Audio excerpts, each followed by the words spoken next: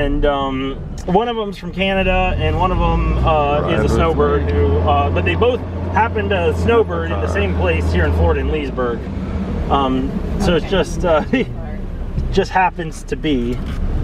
And so I had one of them after research, finding which one was the better one.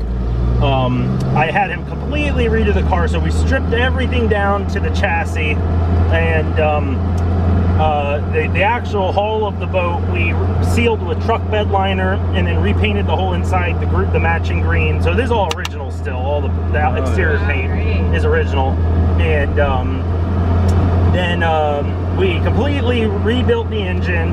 And he actually found me when he took my transmission apart, he found out that it was just torn to bits. Really? And so luckily there was one more original transmission floating around that was in great shape, and somehow he got his hands on it for me. And so we put a brand new original transmission in. Wow. And brand new. Wow. Yeah, exactly. And we rebuilt the suspension, the brakes, you know, new tires, just everything. And he redid the whole, and then we did all new interior, all new upholstery. So, you know, now this is pretty much a brand new 1965 Amphicar. Great. But originally it only has 33,000 miles on it anyway. Wow. So they probably didn't use it a whole yeah, lot. for all yeah, because they always trailered it. And then you just drive it just into the lake. And the nice thing is you don't get miles on the engine when you're in the lake. Right, yeah. So this is, just so you know, this is Success Avenue off of here, Lake Morton. So real nice, like 1920s homes. I love it. Yeah. And yeah, you know, I was even just talking to my dad. We were maybe thinking about getting one of these houses to use as like a cafe house. To you know, for people coming up. Exactly, coming in and out and staying longer periods of time. Sure. Because we have a bunch of rentals in town, but they're all fully rented. Right. So I'm like, you know, now it's great we have all these houses, but we can't use them. That's really cool. Frank Lloyd Wright. Yeah, so Frank Lloyd Wright is a big time architect around here. Now, what's the college that? Florida Southern. So we'll pass it. I'll you know, we'll take the long way around the lake. I'll show you Florida Southern. Which lake are we going to? Lake Hollingsworth. Hollingsworth. Which this lake we're going to holds the most world's records than any other lake in the whole world.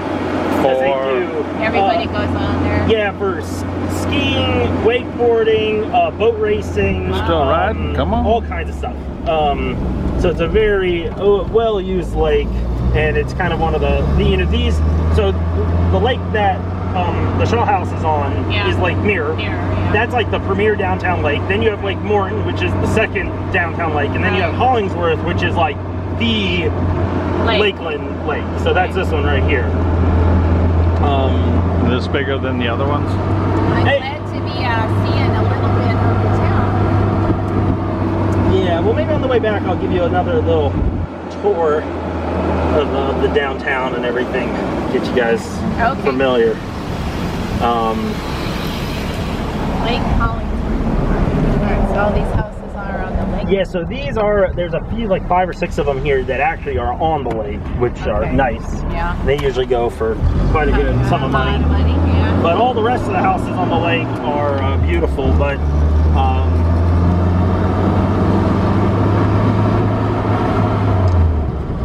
you know, it's a very interesting, but yeah, Frank Lloyd Wright designed a lot of Florida Southern here, and inspired, like, there's a new building that's inspired off of his style.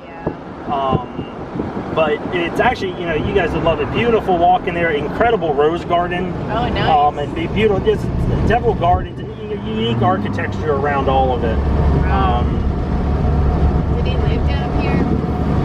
Yeah, he did. And I'll show you a house that he built and lived in when we go back on Lake Morton. I know there's a few in Illinois, and we went to one in Wisconsin. So he kind of was all over the place. Maybe he was. A snowbird. Yeah, I'm sure he was. I'm sure he was. I mean, unique design. Unfortunately, I'm not a fan of his color scheme, which is tan or yellow and red and green. Really? And so the Shaw House was originally that color. Really? And yeah, that didn't last very long. No. It looks good. Like when they do these beautiful red columns here, that's nice. it looks good. It's very distinct. But you know, just not. You know, that's I don't know, just not my. I like You more like Florida colors. Yeah. See, I like red, so I think that. You know, well, it's a very beautiful building that they've done. But here, you know, lots of you know, well-to-do people of the area all live off of this lake here. Like the Jenkins family, which is the founder of Publix. They have a huge estate up the hill up here. Oh, really? And you know, so there are lots of those kind of people all live around this lake. This is if you're a somebody. You live on. You lived on Hollingsworth. And actually, a house. You know, I'd love to point it out to you. So there was this house called the Tudor House that was on the other side of the lake. A historic, beautiful manor of a house. Yeah. And there was a gentleman that lived in it. His name was Gene Holloway, which a house I have over here. There's a lake named after him. Oh, okay. But he was. Have you ever seen the Dos Equis commercials? The most interesting man in the world. Yeah. That concept was based on this guy, Gene Holloway. Where he was the most interesting man in the world. Really? And yeah, so he you know, he had like a pet tiger. He skydived into his own wedding. He was a socialite of his time. I mean, just a very interesting man. Yeah. And but what happened was so he had gotten somehow caught up in a I guess it was like a money laundering scheme or something. With the mob of the time. This is, I guess, in like the 30s, 40s. Right. And so he had fled and faked his own death and fled up to Canada to hide from them because they were going to kill him. Right. But in faking his death, he actually, you know, was committing tax fraud, which he didn't, you know, he was more worried about his life. But he fled to Canada. And when after the JFK assassination, when they were looking into everyone everywhere about trying to find leads, they found him living up in Canada. Really? And they were like, "You're supposed to be dead." And so they actually brought him back, and he served some time in jail. And now he's a really old man that lives down in like Naples on the beach. Still alive. Oh yeah, and so the you should write a book. The grandson of the Jenkins family of Publix, one of the heirs of Publix, he loved this house and this story, and he's a historical preservation guy. Okay. And so he actually became friends with this gentleman Gene. Yeah. But he also bought. So basically, this house, his old house, was slated to be torn down to build a brand new mansion. That's wonderful. Well, sort of. So what he did was he actually spent double what the guy had paid for the house. Oh, while we wait for the jet skis. He spent double what the guy had bought the house for to actually have a moving company pick up the entire house.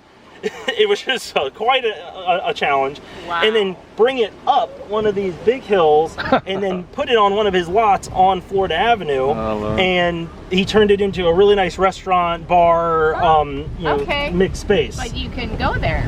Yes, you can. So I became friends with that guy and another guy who's a production guy here in town who ended up, let's see, I'm just looking for our flag.